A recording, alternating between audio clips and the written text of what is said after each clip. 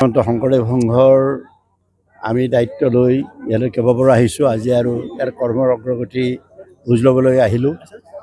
আমাৰ আদৰণীয় সন্মানীয় সভাপতি, কাৰ্যকৰী সভাপতি আৰু সমস্ত বিষয়ববীয়াক আমি ইয়াত লগ পাইছোঁ। ইয়াৰ যিটো কৰ্মৰ অগ্ৰগতি দেখিলোঁ, ইমান সুন্দৰকৈ আগবাঢ়িছে। বিশেষকৈ জাকত জিলিকা চকুত চালে চকুৰোৱাকৈ ইয়াত এই নামঘৰ ইতিমধ্যে প্ৰায় সম্পূৰ্ণ হৈ গৈছে।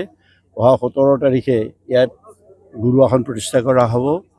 আৰু তাৰপিছত আমি দেখিলোঁ যে যিটো মূল ৰভা মণ্ডপ আৰু মঞ্চ এইবিলাক কৰিবলৈ যোৱা হৈছে আৰু ইয়াৰ যিটো পতাকা বেদী কৰা হৈছে, বাকী গোটেই সেইবিলাক কাম ইমান সুন্দৰকৈ আগবাঢ়িছে আৰু শিবিৰবিলাক ইমান সুশৃংখলকৈ ইয়াত কৰিছে। আৰু বৃহৎ এটা এলেকা, ইয়াত হাজাৰ বিঘা মাটি আছে, হাজাৰ হাজাৰ বিঘা মাটি আছে।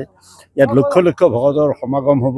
আৰু যিবিলাক কেইদিনমান পিছতে, আজিতো শেষেই হ'ব নহয়, 7 তাৰিখে শেষেই হ'ব। গতিকে খুব কম সময় আছে।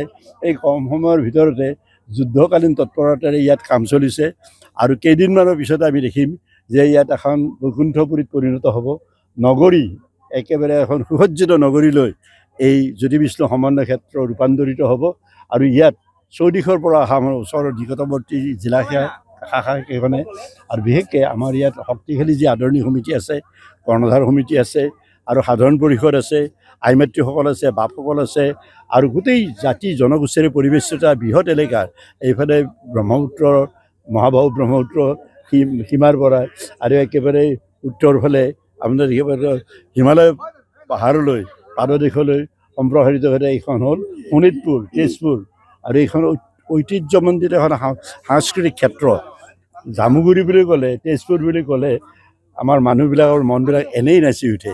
এতিয়া জামুগুৰিখন কি হৈছে জানেনে, আমাৰ অসমৰ ভিতৰত এটা সাংস্কৃতিক ঐতিহ্যশালী এখন সাংস্কৃতিক ক্ষেত্ৰলৈ পৰিণত হৈছে।